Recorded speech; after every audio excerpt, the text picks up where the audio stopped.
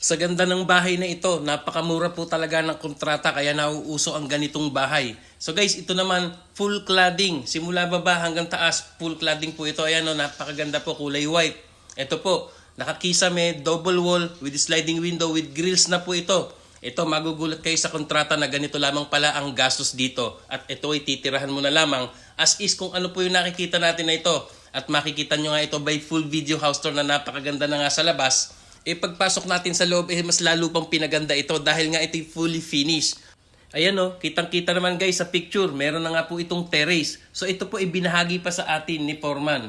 Ang bawat detalye ng mga materyales na ginamit niya dito, kung ilang cladding, ilang mga bakal, yero, plywood na mga ginamit sa kisame at mga sliding windows. Yan po, siyasatin natin mabuti at ilista po natin isa-isa para mapagbasihan natin sa ating pagpapagawa ng bahay. Kung gusto rin natin magpagawa ng ganitong klaseng bahay or gayahin ito, meron tayong mapagkukumparahan. So ito po, if ever na interesado kayo kay Foreman, nasa dulo po ng video ang kanyang FB at number or mag-comment lamang kayo dito, siya sasagot or tawagan niyo siya. So ito po talakayin at pag-usapan na agad natin yan. So guys, ayon po sa details ni Foreman. Ang sukat po ng bahay na ito ay 18 feet by 22 feet. Ito po ay convert natin by the meters at lumalabas ito na 5.4 meters by 6.6 meters. A total of 36 square meters kabuuan ng bahay. Guys, ito po ay meron 2 kwarto, isang CR. Meron din po itong maaliwalas na sala at kitchen and dining area. And of course, nakita naman natin sa video at meron po itong terrace. So ayan guys, nakikita natin full cladding po ito ha. Ayan, mga bakal po ang frame nito at siguradong wala kang pangangambang ito'y aanayin pagdating ng araw. So ito po, pag-usapan na natin ang detalye ng mga materyales. Ilista nyo po ang bawat babanggitin ko dito ha. So guys, ayon po kay Foreman, gumamit siya mga ilang pirasong mga hollow blocks dito sa pinaka-basement. Umubos siya ng 150 pirasong hollow blocks. And then gumamit din po siya ng semento dyan sa flooring. At yung ibang mga ginamit dito sa pag-asinta sa basement ng hollow blocks ay 30 pirasong semento. Gumamit din siya ng bakal na 10mm, nakaubo siya ng 25 piraso. And then guys, sa mga buhangin po ay nakapagpa-deliver si sir ng 2 load na core sand. So guys, sa puntong ito, ayan po nakikita natin nagkakabit na ng cladding at naitayo na nga yung mga pamakuang bakal. So yan naman po ang ating pag-uusapan. So guys, ayon po kay Foreman, tubular po ang ginamit sa mga ibang bakal at ito po ay 2x4 ang sukat, 1.5 ang kapal, ito po ay 20 pieces ang kanyang nagamit. Yung iba dito ay ginamit po na pang door jamb, 4 na pirasong pintuan at window jamb. Yan po yung mga 2x4 na 1.5 ang kapal. And then gumamit din po siya dito ng 2x2 at 20 pieces po ang nagamit niya.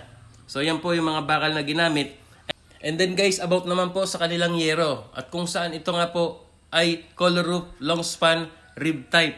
And then ayon po kay sir, bumili po siya dito ng 6 na piraso. At ito po ay 8 meters ang haba. So yan po, 6 na pirasong 8 meters ang haba. And then ito po, kung mapapansin nyo yung gate, ikinumbination na rin nila dito sa pagpapagawa nila ng bahay na kinabitan na rin ng kulay white na cladding. Kaya nagkukombine po dito sa harap ng bahay nila yung mismong kagandahan nito. So patuloy po tayo sa materyales. So ayon po sa details ni Foreman. Ito naman pong metal paring na ginamit po nila sa pagpapagawa ng kisame. Ito po ay umubos ng 30 piraso. About po sa metal paring. And then sa mga plywood naman na ginamit na double wall, kisame, lahat kabuuan po ng bahay na ito ayon po kay Foreman, ito po ay marine plywood. At umubos po siya dito ng 40 piraso. Yan po, 40 pirasong marine plywood. And then, makita po natin meron po siyang tiles. So dito po sa details ni Foreman, kabuuan ng bahay, 60 by 60 po ang size nung ginamit na tiles. So ayan po. Ito po yung video guys, makikita nyo napakaganda in actual. So ayan po, meron na po siyang mga sliding windows. So about sa sliding windows ay 5 piraso po yan. At with grills na po nakikita natin napakaganda. And about po sa electrical, ayon po kay Foreman, 2 box na electrical wire po ang ginamit niya dito kabuuan. So ito po makikita natin in full video house tour. Ayan po, may tiles na in terrace, may grills. Meron din po siyang wall lamp. Ayan o, nakikita natin. So napakaganda po pala, fully cladding. Ayan po. So about po sa cladding, ayon po kay Foreman, ang bawat isang piraso nito ay 6 meters ang haba. Nakaubos po siya dito ng 14 na piraso kabuuan dito sa bahay na yan. So ito po, tingnan po natin yung loob. Ayan po yung kanilang kitchen. Yan, dito po yung ongoing pa nilang ginagawa pero finish na po ito, turnover na po sa owner. Ayan. Ang ganda oh. Maliwalas. Kitang-kita po natin. Talagang pagpasok mo sa loob, para na rin siyang full concrete house or yung puro batong bahay. Ito po about sa mga ibang pintuan, PVC po ang ginamit niya dito sa lalong-lalo na sa CR kasi lagi po yung nababasa. Ito po yung part ng CR, yung meron po siyang hollow blocks na kalahati.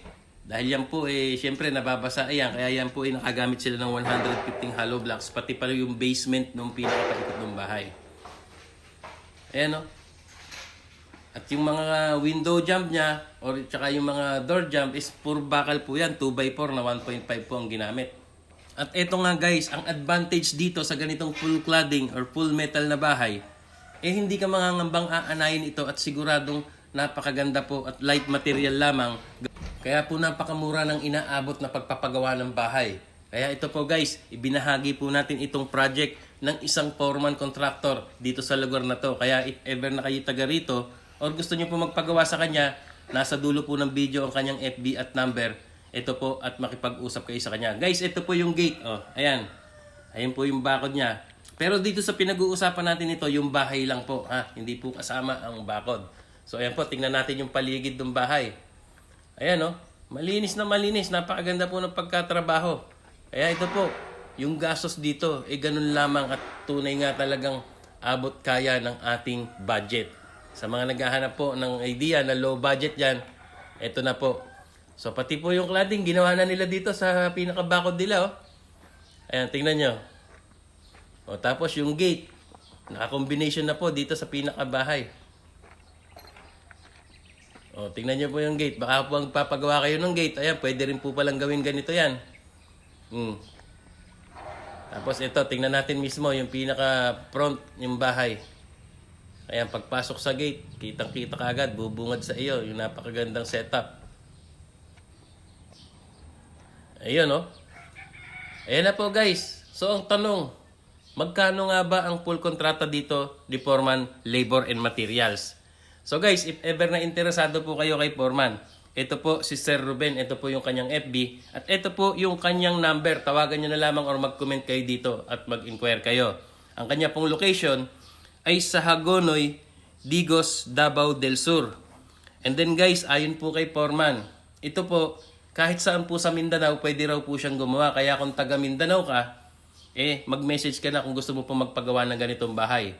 Ito po, nag-aabang magkano ang nagastos dito. So ayon po kay Foreman, lahat po ng nabanggit natin ito at nasa video na ito, yan na po ang inabot ng kanyang kontrata dito. Lahat-lahat sa ganitong sukat, 18 feet by 22 feet na meron 2 kwarto, CR, sala, terrace, yan po kabuuan, labor and materials ay nagkakahalaga po ng 250,000 pesos.